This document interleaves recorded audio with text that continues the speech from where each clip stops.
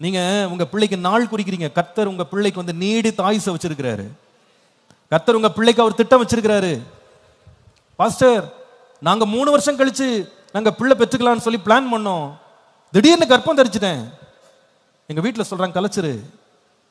No, இது கர்த்தர் கொடுத்தது. எந்த மனுஷ ஆலோசனைக்கு நான் இடம் கொடுக்க மாட்டேன். இது கர்த்தர் அருளின ஈவு. நான் தேவனுக்கு முன்பாக என் பிள்ளையை நான் வளர்ப்பேன். அது என்ன ஆனாலும் பரவாயில்ல. ஐயோ, இன்னொரு பிள்ளை வந்துட்டா ஃபீஸ் கட்ட முடியாது.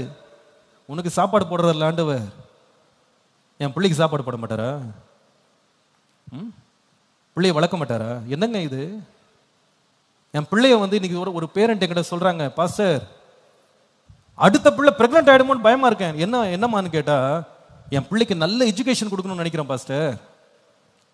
எக்ஸ்ட்ரா ஒரு குழந்தை வந்துடுச்சுன்னா நல்ல எஜுகேஷன் கொடுக்க முடியாது. உங்க எஜுகேஷன் தான் ஒரு பிள்ளைய வளர்க்குதா? நீங்க எல்லாம் அப்படி எஜுகேட் ஆகி தான் இப்போ இவ்வளவு தூரம் வந்துட்டீங்களா?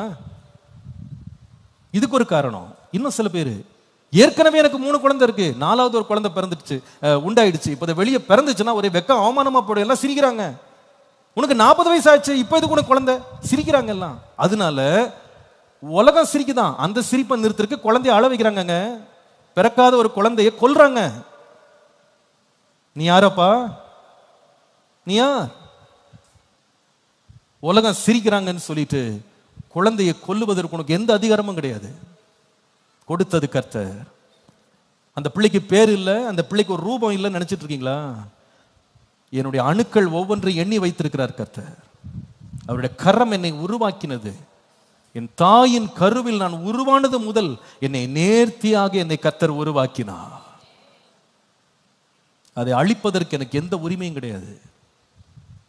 இந்த தவறை யாராவது செஞ்சிருந்தீங்கன்னா தேவ சமூகத்தில் போய் நீங்க கண்ணீர் வடித்து மனம் திரும்புங்க. செய்த தவறுக்காக நான் மனம் திரும்புறேன். ஆண்டவரே, இந்த பாவத்தை நான் செஞ்சிருக்கேன், என்ன மன்னிங்கன்னு ஆண்டவர்கிட்ட கேளுங்க. ஆண்டவர் இரக்கம் காட்டுவார், உங்களுக்கு கிருபை காட்டுவார். நான் சில சகோதரிகள்கிட்ட பேசியிருக்கேங்க, குழந்தைய கழிச்சவங்களை போய் நான் பேசியிருக்கேன். அவங்க என்ன சொல்றாங்க தெரியுமா? பாஸ்டர், கழிச்சிடறேன் பாஸ்டர், ஆனா ஒவ்வொரு நாளும் வாதிக்கப்படுறேன் பாஸ்டர், ஒவ்வொரு குழந்தைய பார்க்கும்போது வாதிக்கப்படுறேன் பாஸ்டர். நாங்க 2 பேரும் ஏதோ அறியாம போய் ஒரு தீர்மானத்தை எடுத்துட்டோமே, ஒருத்தர் சொன்னாரு நாங்க போய் செஞ்சுட்டோமே, என் குடும்பம் எங்களை நெருக்குச்சுன்னு சொல்லி இப்படி நாங்க பண்ணிட்டோம் பாஸ்டர். ராத்திரி பகலா அது அடிக்கடி என் மனசுல அது ஞாபகம் வருது பாஸ்டர், நான் ரொம்ப பாதிக்கப்படுறேன்னு சொல்றாங்க. இன்னைக்கு உலகம் சொல்லுது இதெல்லாம் ஒன்றும் கஷ்டம் இல்லை, இதெல்லாம் மெடிக்கல் ப்ரொசீஜர், சிம்பிள் ப்ரொசீஜர், 1 மணி நேரத்தில் எல்லாம் முடிச்சு வெளியே போயிடலாம். மாத்திரை போட்டினா 1 வாரத்தில் எல்லாம் வெளியே வந்துடும். அவங்க என்ன நினைக்கிறாங்க தெரியுமா? இது ஒரு மாம்சம் நினைக்கிறாங்க. மாம்சம் கிடையாதுங்க, தேவன் கொடுத்த ஜீவன் அது. நான் சொல்றதுக்காக வருத்தப்படாதீங்க, இது உண்மை. உண்மை மனதின் ஆழத்திலிருந்து சொல்றேன், வேதனையோடு நான் சொல்றேன். ஒருவேளை நீங்க ஒரு 3வது பிள்ளை 4வது பிள்ளை நீங்க உருவாகும்னு நினைக்கல, ஆனா உருவாயிருச்சு, வளர்க்க முடியலன்னு பயமா இருக்கா? அது ஒரு பெட்டியில போட்டு என்கிட்ட கொடுத்துருங்க, நான் பார்த்துக்கிறேன், நான் வளர்த்துக்கிறேன். அது கர்த்தர் எனக்கு கிருபை தருவார், நான் நம்புறேன். நம்ம சபையில் எத்தனையோ பேர் பிள்ளை, ஒரு பிள்ளைக்காக 25 வருஷம் 30 வருஷம் காத்திருக்காங்க. அவங்களுக்கு தானமா கொடுக்கலாம். அந்த பிள்ளைய கொன்றாதீங்க. பிள்ளையை காப்பாற்ற வேண்டியது ஒரு தகப்பனுடைய கடமை, ஒரு தாயினுடைய கடமை. சில பேர் 2 குழந்தைக்கு மேல இருக்கவங்க எக்ஸ்ட்ரா நினைக்கிறாங்க. எக்ஸ்ட்ரா அதெல்லாம் 4 குழந்தை வந்து அதிகம், 5 குழந்தைன்னா வெக்கம் நினைக்கிறாங்க. உங்களுக்கு தெரியுமாங்க, தாவீது எத்தனாவது பிள்ளை தெரியுமா? 8வது பிள்ளை. எகிப்தை ஜீவரட்சணை செய்த பிள்ளை யோசேப்பு எத்தனாவது பிள்ளை? 11வது பிள்ளை. உங்களுக்கு அது எக்ஸஸா இருக்கலாம், but God has a special plan for 11th child. 11வது பிள்ளைக்கு கூட கர்த்தர் திட்டம் வைத்திருக்கிறாருங்க. பிள்ளைகள் மகிழ்ச்சி, பிள்ளைகள் பாரம் அல்ல.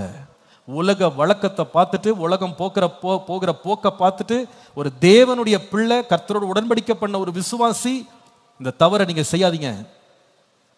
வயதான முதியவர்களுக்கு நான் ரொம்ப தாழ்மையாகவும் எச்சரிப்பாகவும் சொல்றேன். உங்க பிள்ளை வந்து கருத்தரிச்சு வந்து நிற்கும் போது, மம்மி நான் பிரெக்னென்ட் ஆயிருக்கேன், எனக்கு ஆண்டவர் 2வது பிள்ளையை கொடுத்திருக்கிறார் போது, அல்லது 3வது குழந்தையை கர்த்தருக்கு கொடுத்திருக்கிறார் போது, எந்த வயசானவங்களாவது உங்க பிள்ளைய பார்த்து அதை கலைச்சிருன்னு சொன்னீங்கன்னா நீங்க கொலை பாதகர்கள். உங்க மேல கொலை குற்றம், உங்க பிள்ளைக்கு பிள்ளை பிறக்கக்கூடாது, தேவையில்லை நீங்க ஆலோசனை சொல்லியிருந்தீங்கன்னா கொலை செய்ததில் உங்களுக்கும் பங்கு உண்டு.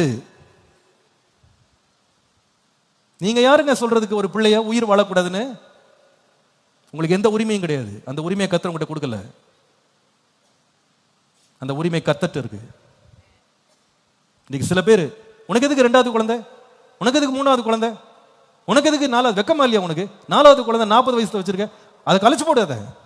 என்னங்க அது பேப்பரா, அது தொடச்சு போடுற பேப்பரா? அது யார் தெரியுமா? அங்க உயிருங்க, அது உயிர், அது ஒரு மனுஷன், அது ஒரு மனுஷி. அந்த பிள்ளை கர்த்தர் 120 வருஷம் கூட கொடுத்திருப்பாரு உயிரை. நீங்க நினைக்கிறீங்க 3 மாசம்னா ஒண்ணும் கிடையாது, கலைச்சு போட்டுடலாம். இந்த பாவத்திற்குள்ள நீங்க ஆளாகாதீங்க. ஆளாயிருந்தீங்க, உபவாசம் எடுத்து ஒழுங்கா ஆண்டவர்ட்ட மனம் திரும்பி மன்னிப்பு கேட்டு, இந்த மாதிரி குற்றத்தை என் குடும்பத்தில் நடக்கிறதுக்கு நானே என் வாயால நான் சொல்லிட்டேனே ஆண்டவரே என்னை மன்னியோன்னு சொல்லி கர்த்தர்ட்ட மன்னிப்பு கேளுங்க. மனம் திரும்புங்க.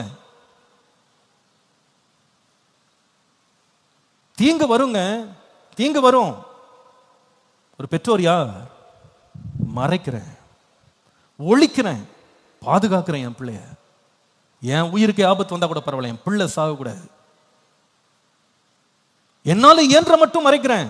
அதுக்கப்புறமா முடியல, கர்த்தருடைய கையில கொடுக்கிறேன். கர்த்தர் பார்க்கட்டும். கர்த்தர் பார்த்தாரா இல்லையா? கர்த்தர் பார்த்தார், கர்த்தர் கவனித்தார். ஹல்லேலூயா.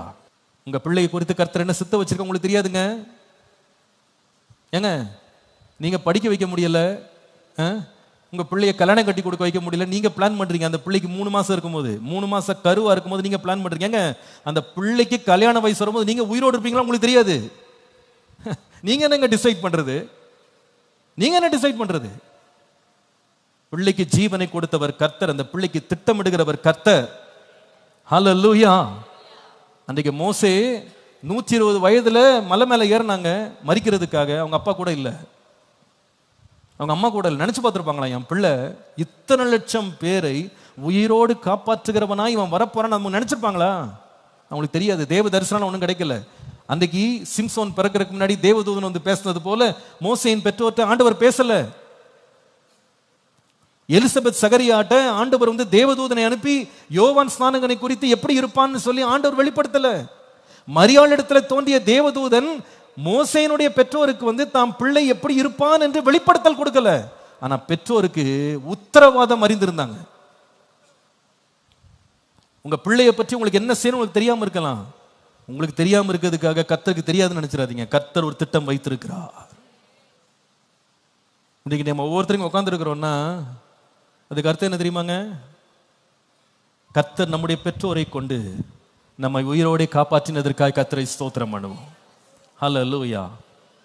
எனக்கும் என்னுடைய கடைசி தங்கச்சிக்கும் 14 வயசு வித்தியாசம். 14 இயர்ஸ். நான் பிறந்ததுக்கு அப்புறமா 14 ஆண்டுகள் கழித்து என் தங்கச்சி பிறந்தார்.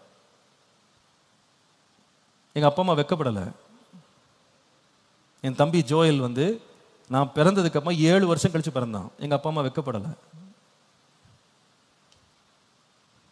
எங்க அப்பா அம்மா கடந்து போயிட்டாங்க.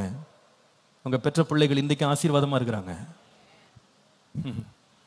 ஆசீர்வாதமா இருக்காங்க. உங்க பிள்ளைகளை பற்றி உங்களுக்கு தெரியாது கர்த்தர் என்ன திட்டம் வச்சிருக்கிறாருன்னு. உங்க பிள்ளைகளை பாதுகாக்கிற திட்டம் போடுங்க. பாதுகாக்கணும். என்ன நிலை வந்தாலும் என் பிள்ளையை பாதுகாப்பேன், என் பிள்ளையை வளர்ப்பேன், என் பிள்ளைக்கு நான் அரவணைப்பை தருவேன். ஆண்டவரே இந்த கிருபை எனக்கு தாங்க. அது பொம்பளை பிள்ளையோ ஆம்பளை பிள்ளையோ தேவனுடைய சாயல்ல என் பிள்ளை உருவாகி இருக்கிறான். அந்த பிள்ளையை காப்பாற்ற வேண்டிய உத்தரவாதம் என் கையில் இருக்கு. ஒரு ஆமீன் சொல்லுங்க பார்ப்போம்.